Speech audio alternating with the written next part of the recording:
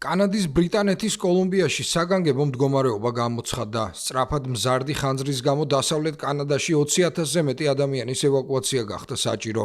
განადგურდა სახლები, ხანძარი კი ოკანაგანის ტბის გასწვრივ მდებარე ქალაქებისკენ ვრცელდებოდა. პრემიერ-მინისტრმა დევიდ ებიმ საგანგებო მდგომარეობა გამოაცხადა, რადგან პროვინციაში 100-ზე მეტი კერამძვი ნვარებდა. ზოგიერთ ადგილას ხანძარს ქარიანი ამინდისა და ხანგრძლივი გვალვის გამო ვეღარ აკონტროლებდნენ. სამერლენდიდან, სადაც 12,000 ადამიანი ცხოვრობს, ღამით ყველას დაატოვებინეს ტერიტორია. ასევე ახლო მდებარე პიჩლენდსა და მის შემოგარენში მცხოვრები დაახლოებით 8,000 ადამიანის ევაკუაცია გახდა საჭირო. ჯერჯერობით არ ვრცელდება ზუსტი ინფორმაცია თუ რამდენი სახლი განადგურდა რეგიონში. დღის ხანძარი პირველად 7 აგვისტოს საღამოს შენიშნეს. რამდენიმე საათში ცეცხლი დაახლოებით 50 კვადრატულ კილომეტრ ფართობს მოედო და სწრაფად გავრცელდა ფოლდერის პატარა თემსა და სამერლენდამდე.